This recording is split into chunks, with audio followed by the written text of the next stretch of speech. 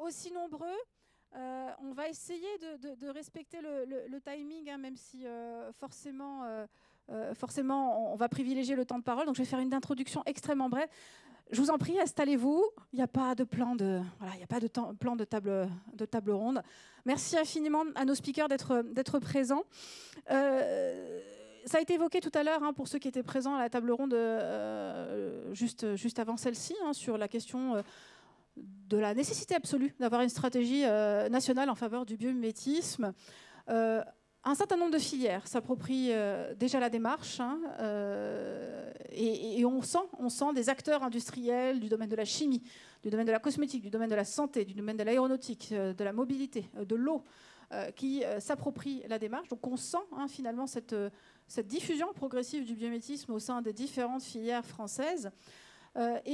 S'il y en a bien une absolument indispensable et transversale presque à toutes les autres, c'est bien la filière de l'énergie. L'énergie, je pense que vous en avez tous conscience, est absolument indispensable à chaque étape de notre vie au quotidien, tant à l'échelle individuelle qu'à l'échelle collective.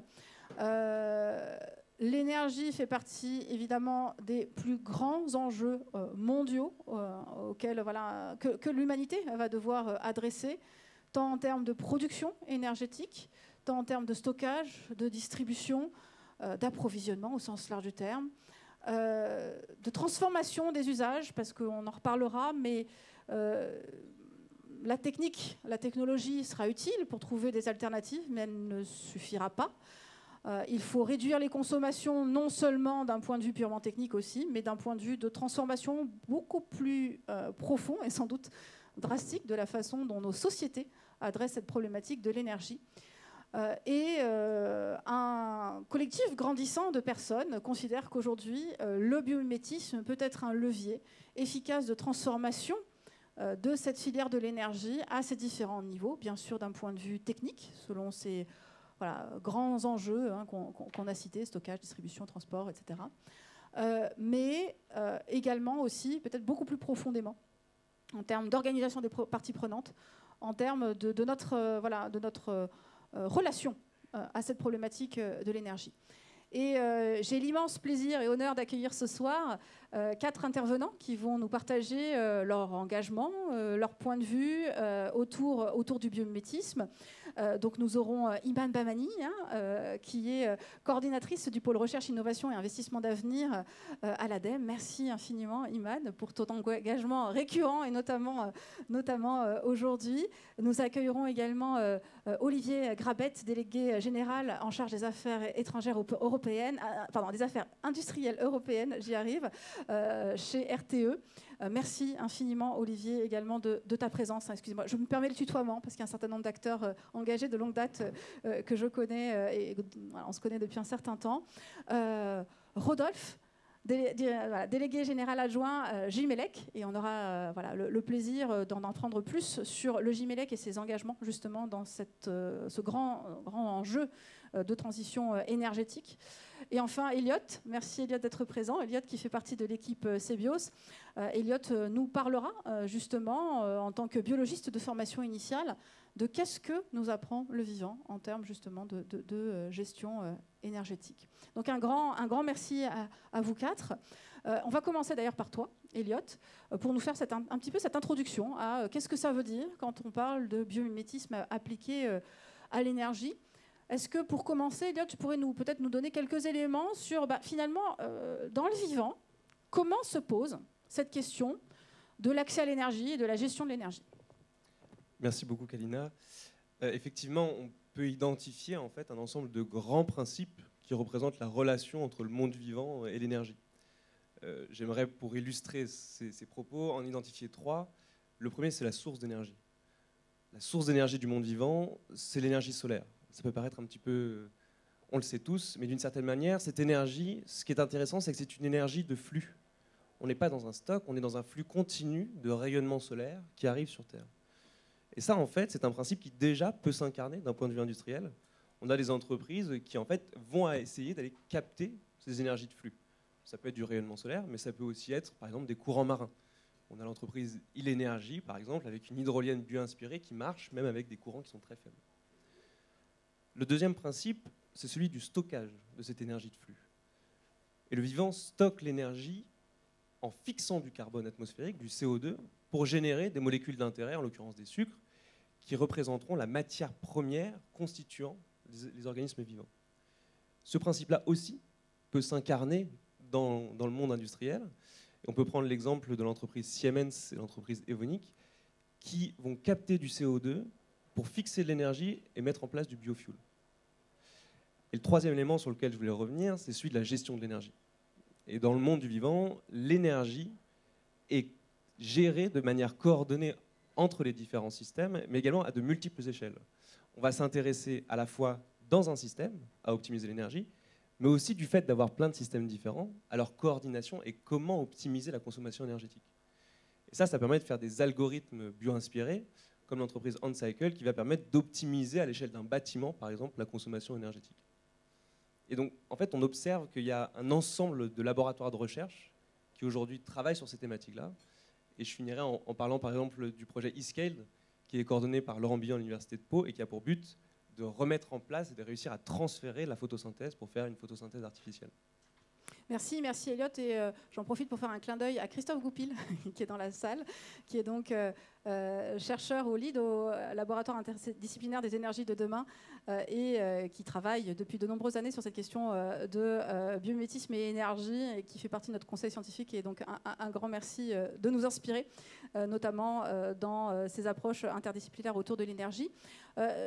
Si on est notamment réunis ce soir, c'est grâce à l'impulsion de l'entreprise RTE, qui s'est engagée de longue date dans le domaine du biométisme, aux côtés du CBIOS et d'un certain nombre d'autres partenaires, comme l'Institut des Futurs Souhaitables, Picaya et d'autres. Afin de pouvoir, je laisserai ensuite Olivier, bien sûr, présenter bien plus largement l'intérêt que porte RTE à cette démarche-là aujourd'hui. Il a été proposé conjointement, finalement, pour pouvoir faire mieux connaître toutes les opportunités offertes par le biométisme pour l'énergie, de pouvoir produire une première synthèse, on va dire tout public professionnel, permettant de pouvoir introduire la démarche, de donner envie à l'ensemble des acteurs, qu'ils soient académiques, privés ou institutionnels, de s'engager dans cette démarche-là. Et donc, Elliot, tu as été notamment un des rédacteurs, de ce rapport. Est-ce que tu peux en dire deux mots ? Oui, bien sûr.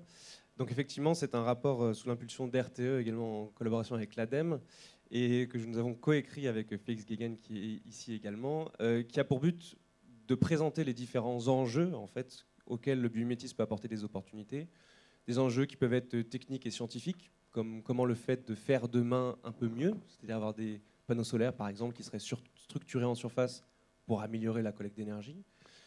Aussi le fait de faire différemment, c'est-à-dire de voir l'innovation de manière un petit peu différente. Non pas maximiser toujours, mais optimiser. Potentiellement des panneaux solaires avec un rendement un peu plus faible, mais qui seraient produits avec des matériaux qui sont complètement abondants, avec peu d'énergie, qui seraient auto-réparants, qui seraient auto-nettoyants. Ce sera peut-être ça la solution demain, l'optimisation plutôt que la maximisation. Enfin, le dernier enjeu, c'est celui du développement durable et de l'environnement, et réussir à passer d'une limitation des impacts à une régénération de l'environnement. Comment avoir une approche qui va maximiser et stimuler la biodiversité. Et en fait, c'est tout ça qu'on décrit dans ce rapport, les opportunités du monde du vivant, pour essayer justement de mobiliser les acteurs autour de cet effort-là, qui date maintenant depuis à peu près 1 an qu'on travaille sur ces thématiques. Et l'objectif à la fois de cette synthèse, donc, c'est de lancer un appel à la mobilisation collective. Il y a une version enrichie de ce rapport-là qui a pour vocation à être co-élaborée, co-construite avec les experts, donc les experts académiques, les experts privés du domaine, pour pouvoir finalement collectivement atterrir sur un fondement collectif sur ces aspects-là. Merci beaucoup, Yot. Tu voulais rajouter quelque chose ? Non, c'est simplement peut-être sur la synthèse un peu plus globale. Ça prend aussi la forme d'une revue de littérature, c'est-à-dire qu'on a à peu près 200 références qui sont répertoriées dedans, thématiques sur le solaire, sur l'hydrolien, sur l'éolien, etc., pour présenter les travaux de recherche actuels qui demain représenteront en fait les innovations dans le secteur de l'énergie. Voilà. Merci beaucoup. Iman, cette thématique évidemment de l'énergie est absolument clé, historique à l'ADEME, même si voilà, l'ADEME aujourd'hui a bien d'autres thématiques sur lesquelles elle s'engage en termes de transition écologique. Néanmoins, ce sujet du biomimétisme connaît un intérêt croissant pour les activités et les actions que mène l'ADEME. Est-ce que tu peux nous dire un petit peu plus comment l'ADEME jusqu'à présent s'est engagée en faveur du biomimétisme, en soutien à différents projets, et quelles sont les perspectives que tu vois à l'issue de lancement de cet appel collectif? Alors, c'est clair que le biomimétisme est un sujet qui nous intéresse de par son interdisciplinarité, son côté très transverse. Et on s'y intéresse parce qu'il nous questionne. Il nous questionne, il nous challenge, notamment sur nos objectifs, nos pratiques, nos exigences qui parfois font l'impasse de l'impératif écologique ou de la préservation des services écosystémiques. Et c'est ce qui nous amène à agir. Donc c'est ce qui nous amène à réfléchir et nous dire, il faut peut-être prendre les choses sous un autre angle. Et donc du coup, voilà, on a un grand intérêt pour le biomimétisme parce qu'on pense qu'il peut nous aider à contribuer à la mise en œuvre de la transition écologique qui est notre mission principale. Et d'ailleurs, le biomimétisme est en phase, en tous les cas, avec nos 3 priorités fondamentales à l'ADEME. La première étant le déploiement de cette transition écologique. La deuxième, c'est de construire une expertise collective. Et enfin, innover et préparer demain. Et donc, le biomimétisme a l'avantage d'être un peu le fil conducteur de ces 3 priorités, et sur lesquelles on peut s'appuyer justement pour identifier les technologies qu'on souhaite développer, sur l'énergie ou sur les autres thématiques de la transition écologique, nous aider à construire une expertise collective, originale, innovante, sur lesquelles peuvent s'appuyer des activités économiques durables, et enfin innover sur des solutions technologiques ou organisationnelles qui nous aideront justement à mener cette transition écologique que nous souhaitons responsable et éthique.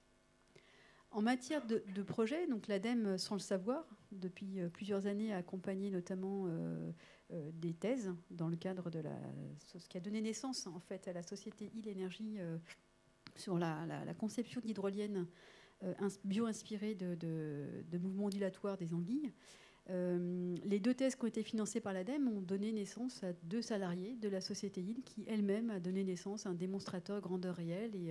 Et donc voilà, et ça c'est sans vraiment le savoir. Donc maintenant qu'on le sait, et maintenant qu'on voit tout l'intérêt qu'il peut y avoir à introduire les principes du biomimétisme dans nos appels à projets, on souhaiterait justement, pour faire en sorte que les acteurs aient une approche systémique de leur projet, d'intégrer ces notions dans les appels à projets recherche de l'ADEME, et notamment celui de l'énergie, donc on appelle l'appel à projet APRED, qui concerne l'énergie et la production durable. On souhaiterait l'intégrer de manière un peu plus précise dans la programmation nationale des thèses, pour inciter des candidatures de thèses sur le sujet, qui vont couvrir évidemment les différentes thématiques de la transition écologique. Donc on souhaiterait mettre en place cette programmation pour début janvier 2022. Et puis, depuis quelques années, le programme d'investissement d'avenir que nous pilotons a aussi intégré les notions de biomimétisme. Et d'ailleurs, nous avons accompagné depuis pas très longtemps quelques projets issus des PIA. Pas autant qu'on le souhaiterait, mais en tous les cas, il y a eu des lauréats, notamment sur un prototype double moteur ondulant qui permet de convertir l'énergie des vagues, qui est le projet S3, ou encore le projet Agrison sur de l'agrivoltaïsme. Donc c'est timide, mais ça commence à venir, et on souhaiterait vraiment qu'au travers de ces modifications d'appel à projet, qui sont les outils d'accompagnement de l'ADEME, que les acteurs économiques et les acteurs de la recherche s'en saisissent pour faire avancer ces sujets et nous aider collectivement à faire cette transition écologique. Merci beaucoup Iman. Olivier, RTE est un des acteurs évidemment majeurs, non seulement nationaux, mais également européens sur ce grand, très, très gros enjeu du transport de l'énergie, et en particulier du transport électrique.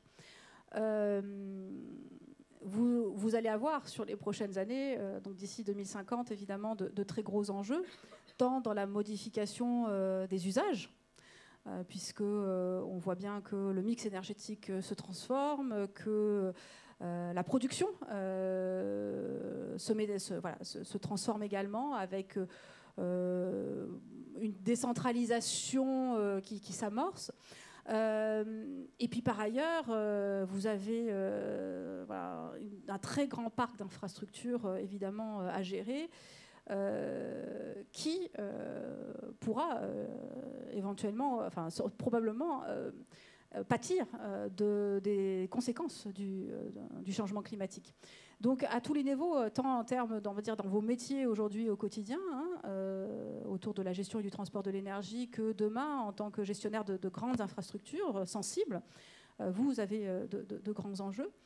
Et c'est dans ce contexte, donc je pense que ce sera intéressant de nous rappeler un petit peu quels sont ces enjeux-là, et c'est finalement dans ce contexte-là qu'a émergé le biomimétisme comme une opportunité de faciliter et d'aider à la fois à l'innovation et à la transformation des usages.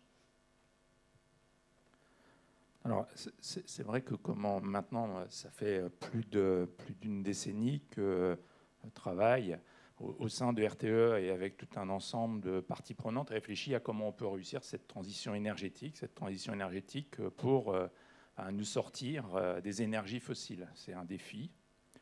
Et c'est probablement aussi, quand on passe son temps à réfléchir ça, une bonne chance de plonger dans la dépression. Donc il faut trouver des disciplines pour... c'est pas comme ça qu'on sortira du problème. Donc il y a la méditation, mais je n'ai pas la rigueur nécessaire pour une pratique suffisamment régulière pour que ça fonctionne. Mais le biomimétisme m'a à différentes reprises aussi, et je vais expliquer pourquoi, ouvert justement un peu des pistes d'explorer. Parce que quand on raisonne sur une transformation d'un système énergétique, et l'électricité est appelée à en prendre une place croissante, et avec un double défi qui est à la fois finalement d'augmenter la part d'électricité, donc il y a bien une question un peu de produire plus, mais en plus le produire autrement, sur la base de renouvelables, avec, on ne va pas revenir sur toutes les difficultés qu'on cite en permanence, sur le non-stockage et autres.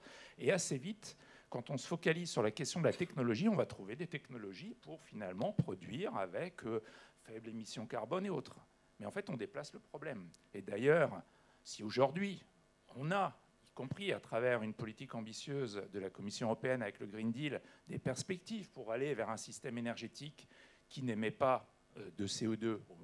En revanche, et c'est une publication de la Commission, enfin d'une agence de la Commission européenne en début d'année, qui dit que si on a un espoir, entre guillemets, de travailler sur la décorrélation entre le PIB, donc notre économie, et les émissions carbone, en revanche, la décorrélation ou le découplage entre l'usage des matières et l'impact sur les écosystèmes, on n'a pas le début d'une amorce de découplage. Et donc, on a bien cet enjeu de trouver ces solutions.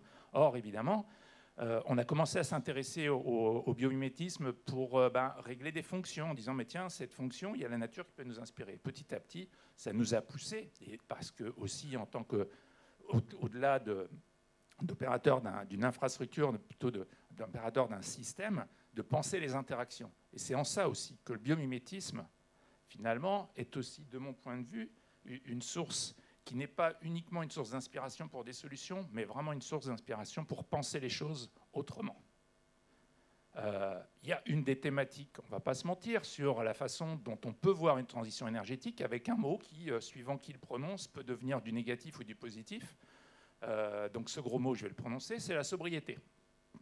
Avec des idées que la sobriété conduirait obligatoirement du coup à un écroulement de nos sociétés avec une forme de décroissance et que nous replongerait dans quelque chose qui ressemblerait à l'âge de pierre. Ou versus une sobriété qui finalement uniquement énoncée constituerait la solution. Nous, ce qu'on souhaite et ce qu'on essaie de faire, c'est de travailler sur des concepts comme ça. Et de ce point de vue, le biomimétisme et l'exemple des écosystèmes est quand même très inspirant. Puisque globalement, à partir d'une approche très sobre, et c'est ce qu'on a voulu aussi illustrer à travers le travail qui a été piloté par Elliott, une utilisation très sobre de l'énergie, mais la capacité aussi à finalement le penser dans un cadre différent. On a tous cette expérience où dans des conditions favorables, finalement, sans intervention des banques centrales, la nature arrive à produire une richesse phénoménale. Donc c'est aussi finalement ces aspects-là qui nous ont, à partir d'une première expérience effectivement où on a essayé de régler des fonctions à partir du biomimétisme, nous a conduit avec un certain nombre de collègues et aussi de personnes inspirantes, parmi lesquelles toi, Kalina, Elsebios et d'autres, finalement, ça nous a amené à prendre un peu de recul par rapport à simplement régler une fonction pour dire comment on peut penser les choses un peu plus globalement, d'où le fait que assez vite, un acteur seul ne peut pas le faire. Et donc, c'est ce qui a fait le lien aussi avec le souhait qu'on a eu de s'investir pour essayer de créer une communauté d'acteurs de l'énergie, aussi bien des opérateurs d'infrastructures comme RTE, mais aussi, et Rodolphe pourra en témoigner, des industriels, mais aussi il faut être du côté des usages pour voir comment globalement on peut utiliser le biomimétisme comme un levier effectivement pour régler des fonctions, mais aussi pour repenser les interactions de façon très différente de ce qu'on a fait historiquement. Et pour reprendre quand même dans la suite de Cédric Villani une citation d'Einstein, c'est pas avec les méthodes qui ont créé les problèmes qu'on va les résoudre. Donc il faut qu'on cherche d'autres façons de faire de l'ingénierie, d'autres façons finalement d'approcher aussi notre recherche d'une solution pour la transition. Et c'est en ça qu'avec un certain nombre de personnes au sein de l'entreprise, et on travaille aussi au niveau européen à pousser ça avec nos collègues européens qui portent les mêmes responsabilités, qu'on pense que le biomimétisme peut constituer un socle méthodologique, une façon de dialoguer, une façon d'analyser les problèmes qui peut nous aider finalement à trouver un chemin sur cette voie difficile de la transition énergétique et écologique. Merci beaucoup. Effectivement, on est sur une problématique qui dépasse très largement les seuls métiers de RTE, évidemment. C'est une réelle stratégie presque de filière à laquelle il va falloir travailler.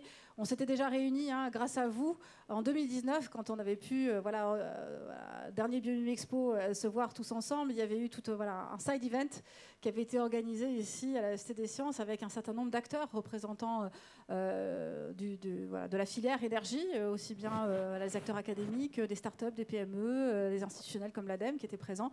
Et donc on est ravis, après une parenthèse imposée, de pouvoir relancer et impulser cette dynamique. Et vous verrez, donc on le diffusera assez largement dans l'ensemble des réseaux, qu'il y a un appel à manifestation d'intérêt pour l'ensemble des acteurs qui souhaitent aujourd'hui co-construire, réfléchir, contribuer par leurs expertises à penser comment le biométisme peut apporter des solutions concrètes pour la filière de l'énergie. Avant de vous passer la parole, juste Rodolphe, sur la question des méthodologies et la question de cet enjeu fondamental du transfert de connaissances. Si faire du biométisme c'était facile, ça ferait longtemps que tout le monde en ferait. Je profite de la présence d'Eliott à la table ronde. Eliott a fait sa thèse sur les questions de méthodologie et de conception liées au biométisme, en particulier sur la place du biologiste dans ces processus méthodologiques. Est-ce que tu veux dire quelques mots sur ce grand enjeu méthodologique qu'il y a à faire adopter le biométisme dans les stratégies d'entreprise? Et alors déjà sur des fonctionnalités, puis alors là, si on passe sur des problématiques organisationnelles, évidemment, on rentre encore dans un spectre très très ambitieux. Je pense que ce qu'il faut comprendre, c'est que la bio-inspiration, c'est pas nouveau en fait. On en fait depuis super longtemps. Ce qui est fondamentalement nouveau aujourd'hui, c'est qu'on arrive à structurer cette approche-là et la rendre opérationnelle. Et ça, c'est le cadre méthodologique qui le permet. C'est-à-dire qu'on on parle du biomimétisme, ah oui, c'est un truc de hippie, à ça marche concrètement, on a des étapes, on a des outils, on a des process qui nous permettent demain d'avoir une approche générique, mais qui peut se spécifier et qui peut s'adapter à plein d'industriels différents dans des secteurs différents. Et ça, c'est fondamentalement un levier d'implémentation. Et aujourd'hui, on le voit très bien avec les gens avec lesquels on travaille, c'est que quand on commence à leur parler un petit peu de méthodologie, ça les rassure énormément. Et puis, outre le fait de les rassurer, on arrive à quelque chose. On arrive à sortir des éléments par un ensemble d'outils, comme je le disais, mais aussi, comme tu l'as dit, sur les acteurs. On commence à intégrer des biologistes. On commence à avoir aussi une vision de biologiste. La transition écologique, si jamais je la regarde avec un regard vraiment de biologiste, ce qu'on essaie de faire, c'est de devenir des producteurs primaires. On essaie de se brancher à la même source d'énergie que le monde du vivant. Aujourd'hui, on attend que le vivant crée de la matière et on va utiliser cette matière-là, qui est un stock, pour générer de l'énergie. La transition, c'est devenir des producteurs primaires. Ça, c'est un regard de biologiste quand je vous dis ça. Mais d'une certaine manière, c'est intéressant de penser un peu comme ça, de penser un peu différemment. Ça nous permet de changer la sémantique et donc de changer l'imaginaire et le futur dans lequel on se projette. Merci. Alors, on voit bien que Probablement que ces enjeux méthodologiques qui ne se traduisent pas du tout de la même manière selon qu'on est fabricant d'éléments, qu'on est assemblier, qu'on est gestionnaire, voilà, qu'on est décideur, etc. Cette méthodologie, elle doit forcément se décliner par rapport au métier et au segment de l'entreprise. Le GIMELEC est un regroupement d'entreprises que vous allez nous présenter, hein, Rodolphe. Quels sont, pour l'ensemble de ces adhérents, les principaux enjeux sur lesquels on va dire que tous ces adhérents s'accordent, tant en termes d'innovation que de transition écologique? Alors, qu'est-ce que le GIMELEC déjà, merci Kalina pour cette invitation. Merci Olivier, merci à RTE d'animer aussi la filière avec ce rôle de chef de file. Alors le GIMELEC, c'est une organisation professionnelle, c'est une association à laquelle adhèrent environ 200 entreprises, et elles ont un point commun, un ADN, qui est leur savoir-faire finalement, et un savoir-faire qui est celui de l'électrotechnique, de matiner aujourd'hui énormément de digital, donc on appelle ça l'électronumérique maintenant, et tous les métiers de l'automatisme. Donc globalement, on retrouve... en fait, c'est une industrie qui sert... on a 4 grands piliers en France, toute l'industrie du transport et de la distribution d'électricité, dont RTE est le principal représentant. On a tout ce qui est dans le bâtiment, l'électrification des bâtiments, mais aussi tout ce qui est intelligence dans le bâtiment, tout ce qui est gestion technique des bâtiments pour réduire la consommation énergétique et optimiser les flux d'énergie à l'intérieur des bâtiments. On a un troisième pôle qui est celui de l'industrie 4.0, c'est-à-dire comment rendre l'industrie plus efficace grâce aux automates, moins consommatrice d'énergie, moins consommatrice de matière, de manière à pouvoir finalement produire plus en faisant une partie de ce découplage dont parlait Olivier, c'est-à-dire créer plus de valeur en consommant moins d'énergie et si possible un peu moins de matériaux. Et le quatrième enjeu sur lequel sont positionnées les entreprises du GIMELEC, ce sont les data centers, avec une industrie qui est en très forte augmentation, et sur lesquels nous, on s'occupe de toute la partie alimentation électrique, efficacité énergétique et sécurisation de l'accès à l'électricité, au cas où il y a une coupure de courant, par exemple, de manière à ce qu'il n'y ait pas d'interruption de service sur la partie digitale, pour éviter les effets de cascade entre réseaux systémiques. Et donc là-dessus, on travaille à faire aussi énormément de gains d'efficacité énergétique pour contribuer à faire en sorte que le digital consomme de moins en moins d'énergie. Voilà. Donc globalement, les enjeux sur lesquels on se retrouve complètement, c'est... toute notre industrie, elle est intégralement drivée aujourd'hui par la transition énergétique. En gros, la transition énergétique, si je résume, aujourd'hui, c'est 2 grandes tendances. C'est une première tendance, c'est le gros mot que tu citais, Olivier, c'est la sobriété. Et donc les automates, c'est une façon de faire de la sobriété, c'est-à-dire c'est une façon de ne pas laisser les lumières allumées en permanence, si je caricature, mais de les allumer que quand on en a besoin. Et donc ça drive en fait dans l'ensemble des usages énergétiques. Et vous le rappeliez, Kalina, c'est du matin au soir qu'en fait on consomme de l'énergie. Donc on a un intérêt énorme demain à pouvoir mettre ces automatismes un peu partout pour être capable d'optimiser la façon dont on consomme cette énergie. Et le deuxième enjeu, sachant qu'on est sur des trajectoires où on vise de consommer globalement 2 fois moins en France en 2050 par rapport à aujourd'hui. Enfin, les enjeux sont absolument considérables. Et le deuxième enjeu, c'est pour l'énergie qu'on va continuer à consommer, c'est de la basculer sur des vecteurs comme l'électricité ou éventuellement l'hydrogène demain. Et là, on est face à un défi qui est énorme parce que on ne se rend pas compte de ça non plus, parce qu'on a l'impression d'utiliser de l'électricité au quotidien. Mais finalement, la place que va prendre l'électricité demain, en 2050, 2100, dans nos sociétés, elle est considérable, parce qu'elle va remplacer une très grande partie des usages qui aujourd'hui reposent sur le pétrole. Or, aujourd'hui, beaucoup plus de choses reposent sur le pétrole que sur l'électricité. Et en France, on a de la chance, parce que notre électricité ne dépend pas du pétrole. Et ça, c'est un autre gros bout, c'est celui du nucléaire, mais qui est lui-même un peu bio-inspiré, puisque c'est quelque part un peu le soleil. Ça pour dire que on peut. Non, mais nous, on est très Du côté du réseau, je pense que l'enjeu, c'est justement d'associer l'ensemble des sources énergétiques pour être capable de faire cette transition. C'est-à-dire que ce n'est pas forcément d'ailleurs dans les batailles entre nucléaire et entre énergie renouvelable qu'on va créer quelque chose de vraiment utile. Là, on est dans une course contre la montre énorme, parce qu'en fait, l'enjeu des infrastructures énergétiques, c'est un enjeu, c'est-à-dire que 2050, c'est du court terme presque. On a des infrastructures énergétiques qui, quand on les installe, durent 40, 60, 80 ou 100 ans. Donc 2050 à cet horizon-là, c'est juste... en fait, on est déjà en retard. Donc on voit devant nous, et nous, côté industriel, ce qu'on voit, c'est que si on suit les objectifs que nous donne le politique pour être neutre en carbone en 2050, on va probablement devoir changer de manière assez radicale la façon dont on sert ces marchés, en augmentant nos capacités de production, dans une certaine mesure, parce qu'il faudra plus de réseaux électriques, il faudra plus d'automatisme, il faudra plus de digital, et en même temps, il va falloir le faire en étant plus sobre.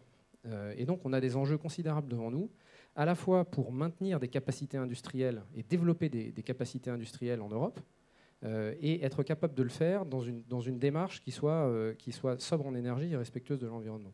Donc ça, c'est des enjeux qui sont considérables. Et donc, pour rebondir sur ce que disait Elliot, nous, en tant qu'association, là où on se sent aussi une responsabilité, c'est effectivement d'arriver à capter les bonnes idées, les bons enjeux, de manière à les faire connaître à nos adhérents et à promouvoir finalement les solutions de demain pour accélérer cette transition et trouver des façons de penser un peu différemment.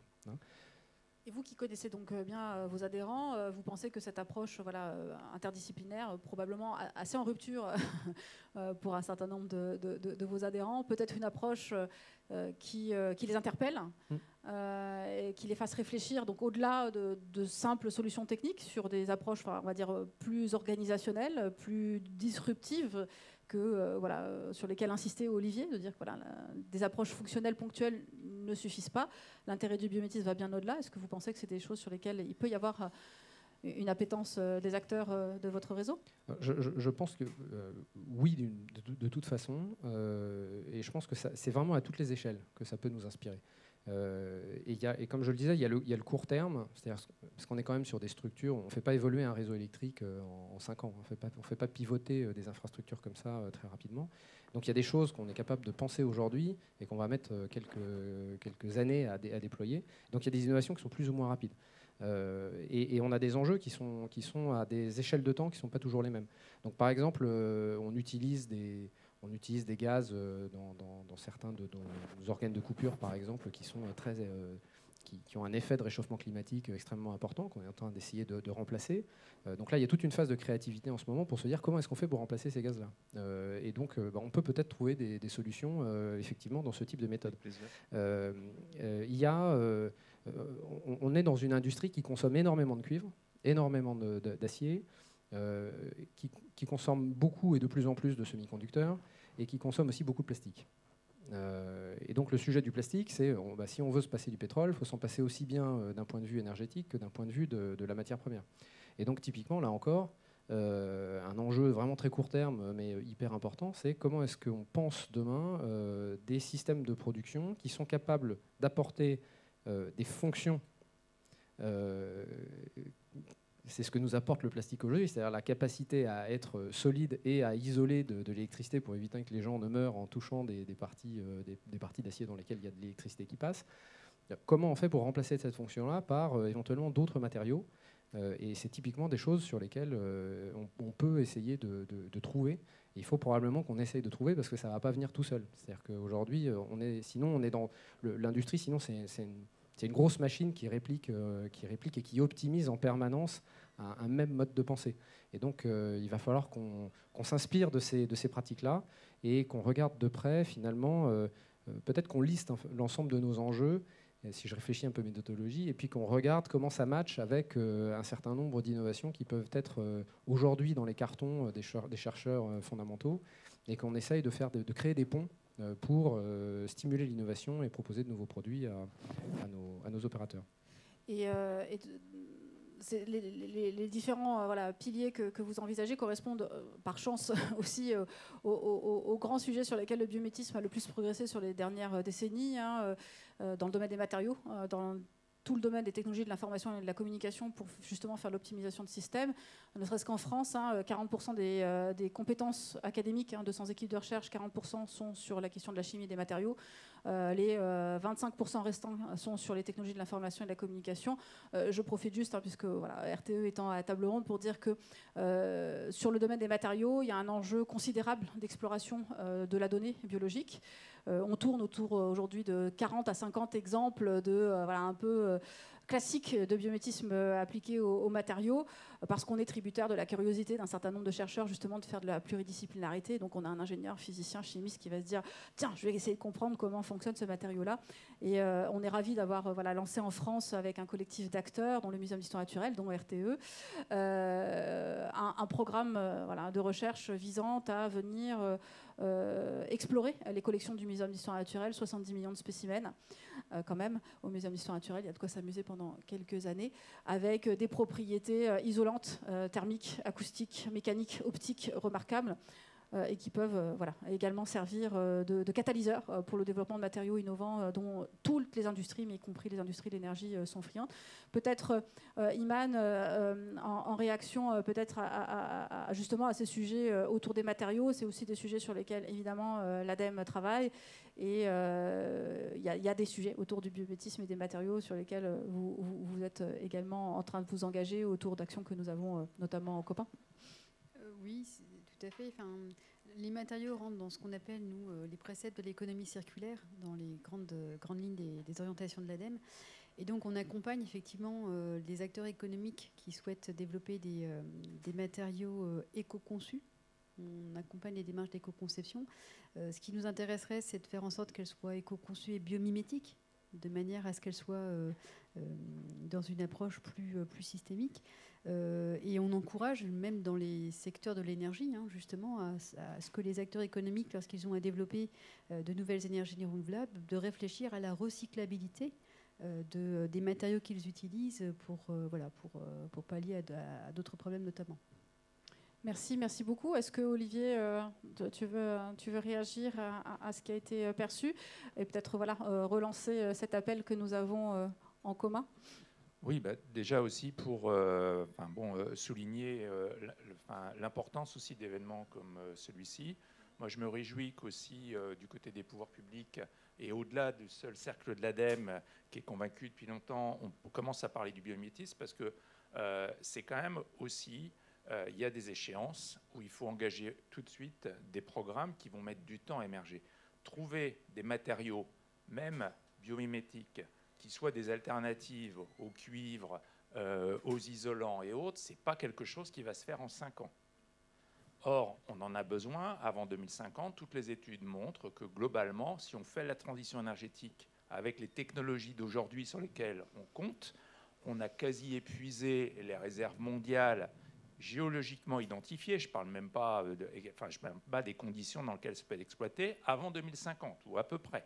Donc, et ça, c'est important que, y compris finalement les pouvoirs publics, puissent anticiper, parce qu'une de nos difficultés, c'est aussi quand même la capacité à engager des programmes qui, avec un certain nombre d'incertitudes, vont peut-être donner des résultats seulement dans 15 ou 20 ans. Et ça, aucun acteur industriel aujourd'hui ne peut engager un programme de recherche de cette nature. Et c'est pour ça qu'il faut le penser de façon collective. L'autre élément, et je pense que c'est un des gros intérêts aussi du travail qu'a fait Elliott, c'est qu'à un moment, il y a un vocabulaire commun entre les biologistes et puis les ingénieurs. On a besoin à un moment d'arriver à trouver des points de repère pour arriver à décrire des choses. Chaque monde a son propre vocabulaire, et je pense qu'avec ces expériences-là aussi, ça fait partie finalement de ce chemin qui permet demain d'intégrer aussi des biologistes dans finalement des équipes de R&D. Et je peux témoigner que ce n'est pas forcément simple. Au sein d'une entreprise comme RTE, on a essayé. Donc on a des gens qui, tous les jours, œuvrent à ça. Mais quand même, ce n'est pas simple, parce qu'à la fin, ça se réduit assez facilement. Bon, d'accord, c'est sympa ton truc, mais nous, on a une production à faire. Et donc, on va reprendre notre bonne méthode classique. Et s'il y a un champ, et là, je ne suis pas pour ouvrir sur ce que pourraient être les futurs sujets biomimétisme, énergie, mais il y a quand même un champ qui, moi, m'interroge et de comment le biomimétisme pourrait l'aider à sortir, finalement, d'un certain, enfin, je ne vais pas dire confort, ce n'est pas le bon terme, mais il y a le champ de l'économie.